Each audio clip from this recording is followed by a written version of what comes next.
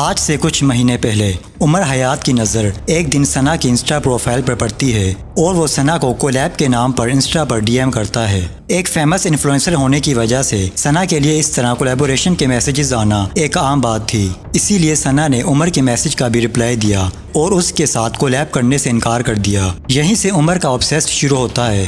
انکار کے باوجود وہ کئی مہینوں تک ثنا کو سوشل میڈیا پر اسٹاک کرتا رہا، کبھی فرینڈشپ کی ریکویسٹ کرتا اور کبھی کولیب کے نام پر ملنے کا کہتا۔ ثنا ایک فیمیل انفلوئنسر ہونے کے ناطے اس طرح کی سچویشن پہلے بھی فیس کر چکی تھی، اسی لیے ثنا نے اسے بھی ایک معمولی آبسیشن سمجھتے ہوئے اسے مسلسل اگنور کرتی رہی۔ لیکن ثنا یہ نہیں جانتی تھی کہ وہ جسے ایک محض عام آبسیشن سمجھ رہی تھی وہ دراصل ایک خطرناک جنون کی شکل اختیار کر چکا تھا، اور آگے چل کر ثنا کہیں نہ کہیں اس کے آبسیسڈ بیہیویئر کو فیل بھی کرنے لگی تھی۔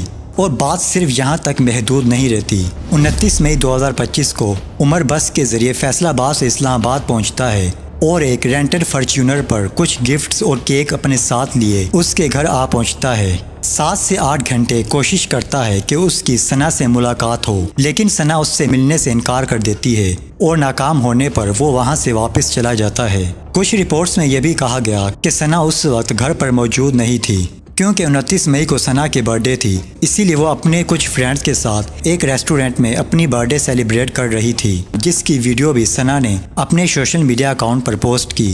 اس دن سے عمر کا یہ جنون اس خطرناک حد تک بڑھ جاتا ہے کہ وہ ثنا کو قتل کرنے کا ایک گھٹیا منصوبہ بناتا ہے۔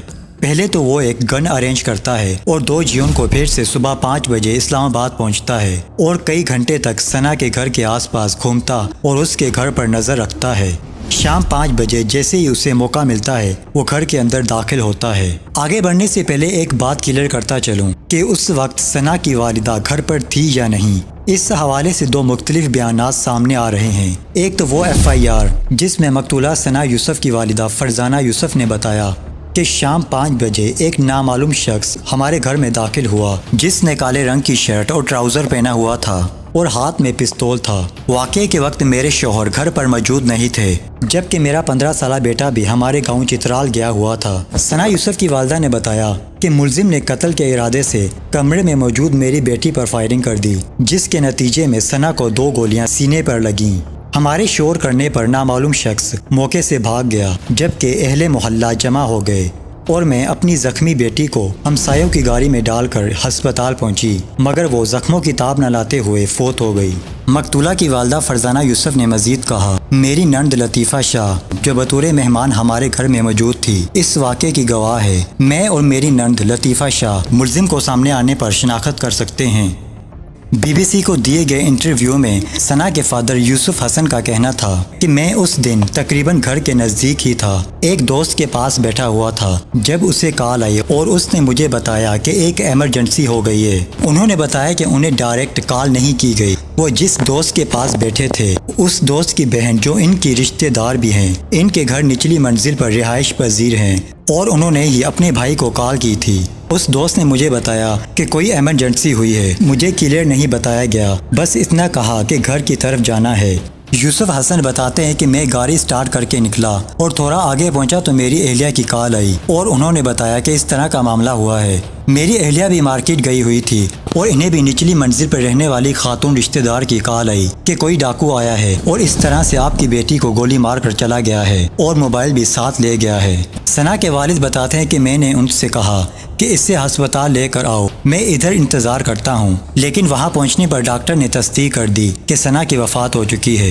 یوسف حسن مزید کہتے ہیں کہ پھر ہسپتال والوں نے قانونی کارروائی کے لیے ہمیں پمس ہسپتال بھیجا۔ اس وقت تقریباً 5 بجے کا وقت ہوگا، لیکن ہسپتال کی ساری کارروائی مکمل ہوتے تقریباً رات کے 12:30 بج گئے، جس کے بعد ہمیں میت دی گئی۔ یوسف حسن کہتے ہیں کہ یہ لڑکا کیسے گھر میں داخل ہوا، شاید اس نے ریکی کی ہوگی، مجھے نہیں معلوم۔ ثنا کے والد نے بتایا کہ گھر میں گھستے ہی یہ لڑکا ثنا کے کمرے میں داخل ہو گیا۔ قتل کے وقت میری چھوٹی بہن بھی گھر پر موجود تھی۔ فائرنگ کی آواز سے اسے ایسے محسوس ہوا جیسے کوئی غبارہ پھٹا ہو۔ اس آواز کو سنتے ہی بہن ثنا کے کمرے کی طرف بھاگی تو اس لڑکے کو ثنا کے کمرے سے نکلتے دیکھا۔ جب میری بہن نے اسے روکنے کی کوشش کی تو اس لڑکے نے میری بہن پر بھی پستول تان لی۔ اس نے فائر کرنے کی کوشش کی، لیکن جب پستول نہیں چلی پھر وہ بھاگ کر نیچے چلا گیا۔ سید یوسف حسن نے بتایا کہ میری بہن بھی اس لڑکے کو ڈاکو سمجھ کر اس کے پیچھے بھاگی۔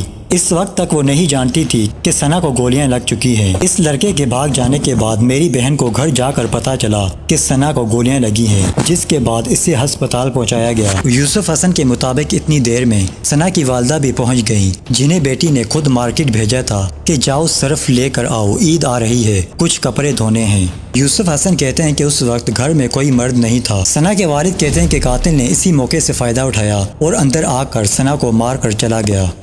कुछ रिपोर्ट्स के मुताबिक जब उमर सना के रूम में दाखिल होता है तो इसकी सना के साथ कुछ आर्ग्यूमेंट्स होती हैं और सना की आंटी ने सना के मुंह से कुछ आखिरी अल्फाज भी सुने, जिसमें सना उमर से कह रही होती है कि यहाँ से चले जाओ, यहाँ हर तरफ कैमरे लगे हुए हैं, मैं तुम्हें पानी लाकर देती हूँ। इसके बाद अचानक से 2 गोलियां चलने की आवाज़ आती है।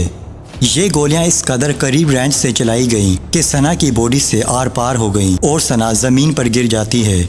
इसके बाद कातिल सना का मोबाइल लिए वहां से फरार होता है और घर से बाहर निकलकर कैजुअली वॉक करते हुए मोबाइल पर कुछ टाइप करता है और कुछ डिस्टेंस कवर करने के बाद तेज दौड़ने लगता है। फिर बाइक राइड बुक करवाने के बाद उस पर सवार हो जाता है। अगेन कुछ डिस्टेंस कवर करने के बाद वो टैक्सी में शिफ्ट होता है और फिर मेन बस टर्मिनल तक पहुंचता है और वहां से फिर बस के जरिए फैसलाबाद पहुंच जाता है। जब ये न्यूज़ सोशल मीडिया पर वायरल होती है, इवन के इंटरनेशनल मीडिया भी इस न्यूज़ को कवर करता है और इस तरह ये पाकिस्तान का हाई प्रोफाइल केस बन जाता है। इस्लामाबाद पुलिस हरकत में आती है। मुख्तलिफ मुकामात पर 11 रेड्स किए जाते हैं। 300 से ज़ायद कॉल्स डेटा और मल्टीपल सीसीटीवी फुटेज, जिनमें प्राइवेट सीसीटीवी कैमरास और सेफ सिटी कैमरास के फुटेजेस भी शामिल थे, एनालिसिस किया जाता है और बिल आखिर 20 घंटे के अंदर उस मुलजिम को फैसलाबाद से गिरफ्तार कर लिया जाता है। कर्म किया हमने, उमर जो कि इसका मेन एक्यूज था, उसको हमने पकड़ा। ये 22 साल का एक लड़का था, हमने अरेस्ट करके वेपन ऑफ ऑफेंस भी बरामद कर लिया है। वो जो मोबाइल फोन था, जो सना यूसुफ का मोबाइल फोन, जो ये मुलजिम इसलिए ले गया था अपने साथ कि तमाम का जितने भी सबूत है वो मिटा दे, वो मोबाइल फोन भी जो आईफोन है वो भी हमने बरामद कर लिया है। और इसके बाद उमर यूसुफ को फैसलाबाद से गिरफ्तार करके इस्लामाबाद लाया जाता है, जहां इसने जुर्म का एतराफ़ किया। कत्ल में इस्तेमाल होने वाला हथियार और मकतूला का फोन भी बरामद किया गया। पुलिस ने जिस्मानी रिमांड के दौरान इसके सोशल मीडिया मैसेजेस और डिजिटल शवाहिद इकट्ठे किए, जो उमर की बीमार जहनियत और पहले से प्लान किए गए कत्ल की तस्दीक करते हैं। इसके बाद अदालत के ज़ेरे निगरानी शनाख्ती परेड होती है, जहाँ सना की आंटी और उसकी वालदा ने उमर हयात को बहैसियत कातिल शिनाख्त कर लिया। इसके बाद कार रेंटल कंपनी का ओनर भी रेंट अदा न करने की बिना पर उमर के अगेंस्ट पुलिस में कंप्लेंट फाइल करवाता है। इस केस के हवाले से अभी भी कई ऐसी बातें हैं जो छुपाई जा रही हैं। इस्लामाबाद पुलिस इस केस को हर एंगल से गहराई से इन्वेस्टिगेट कर रही है। जैसे ही कोई इंपॉर्टेंट अपडेट सामने आती हैं, आपके साथ जरूर शेयर की जाएंगी। इससे पहले वीडियो को लाइक और चैनल को सब्सक्राइब कर दें। मिलते हैं फिर नेक्स्ट वीडियो में। अल्लाह हाफिज।